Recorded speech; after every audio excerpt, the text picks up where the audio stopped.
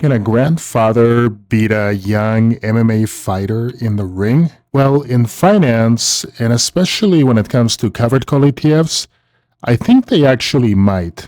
Let me tell you why. Before JEPI was $1 billion hit, and before YieldMax even existed, there was PBP. It's the original S&P 500 covered call ETF that's been paying out premiums since 2007. That's almost 20 years ago. Today, we're going to see if the grandfather of income ETFs can still teach these new kids a lesson. Let's take a look.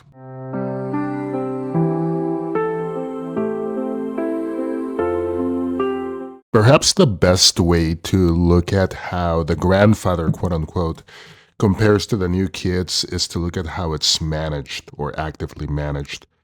So that's Wall Street speak for, hey, trust us, we know what we're doing. The managers pick and choose what calls to write. But PBP is different in that it's a machine. So it follows the Chicago Board Options Exchange. And the CBOE is the largest and oldest options exchange. Something else worth noting about PBP is that it follows the CBOE S&P 500 BuyWrite index to the letter.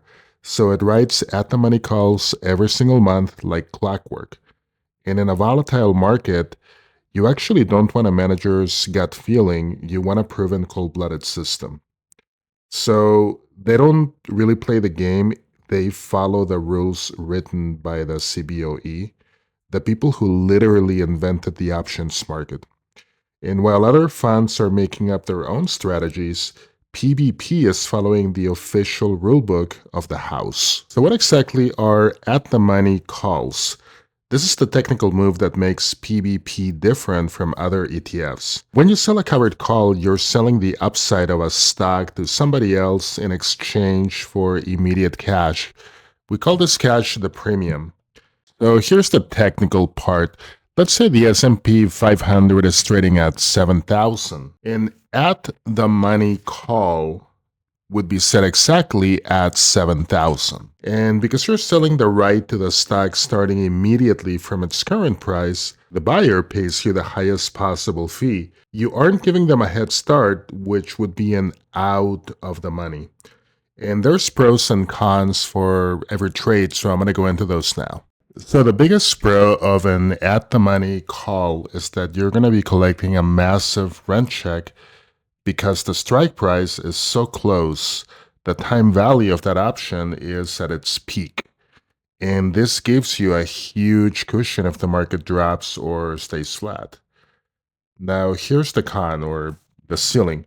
If the S&P 500 shoots up to, let's say, 8,000 next month, you're not going to keep that gain. You sold it, so you only keep the premium you collected at the start.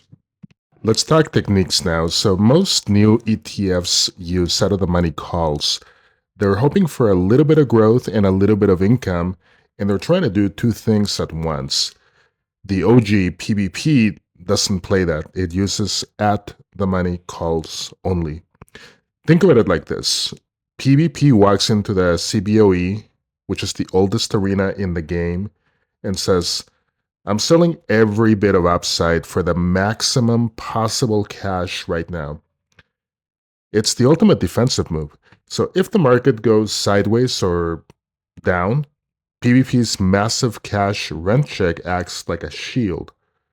So while the young fighters or the newest covered call ETFs are swinging for the fences and missing, the grandfather is just sitting back, collecting his check, and letting the clock run out.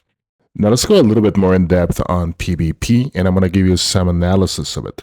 Let's talk first of all about the dividend rate. It's 2.54 per share, and annually it pays 11.09%. And moving on, the issuer is Invesco, and now take a look at the expense ratio, 0.29%. In my opinion, this is relatively inexpensive. This section talks about the category that it's in, and it's large cap.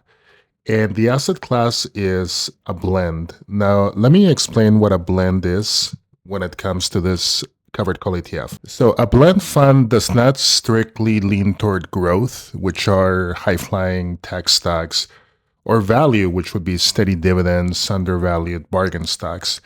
Instead, it blends both. So for PBP, the S&P 500 index, naturally is going to include both growth stocks like NVIDIA and value stocks like a Berkshire Hathaway. So this provides a diversified, middle-of-the-road equity exposure. And here's the price range of this ETF going back a year. As you can see, it's been pretty consistent and relatively stable. Before we go on, I do want to say that nothing in this video is meant as financial advice, and to please do your own research, and investing involves risk, including loss of capital. Always consult with a financial advisor before making any investment decision. So we've looked at the tape, we've seen the at-the-money technique, and it's time for the final verdict. Is the grandfather of income ETFs, PBP, still the champion, or is it time for it to retire? This is my opinion, but in 2026, the market is noisier than ever. You've got 50 different funds screaming for your attention with massive yields, but PBP doesn't scream, it just executes. Here is exactly who this fund is for, and more importantly, who should stay far away. PBP is for the strategic income seeker. If you're not chasing a lotto ticket yield, and you actually care about seeing your principal stay intact over a decade, then PBP is your anchor. It's for the investor who believes in large cap blend, the stability of the S&P 500, but wants to get paid rent to hold it. If you think the market in 2026 is going to be choppy, sideways, or bearish, this is your weapon. PBM's at-the-money calls harvest the maximum amount of premium possible, giving you a massive cushion when the young growth fighters are getting bruised. Now, who's this not for? If you're a bull market junkie, you might not want to take a look at PBP because it writes calls at the money. It has almost zero upside. So if the S&P 500 rips 20% in a month, you're going to be left at the starting line holding your premium check while everybody else is shooting to the moon.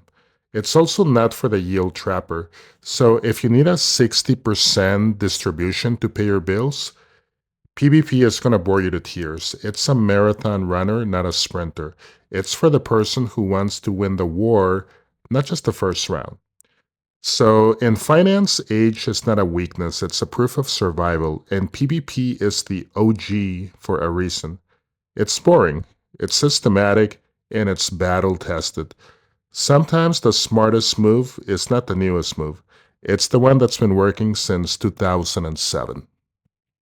Thanks so much for watching this episode. The focus of this channel is strictly on covered call ETFs, and my goal is to create a new video or a couple of videos every single week for you to help you navigate this new world that we have with covered call ETFs. It's getting a lot of notoriety, and my hope is that by watching these videos, you'll be able to make better investment decisions.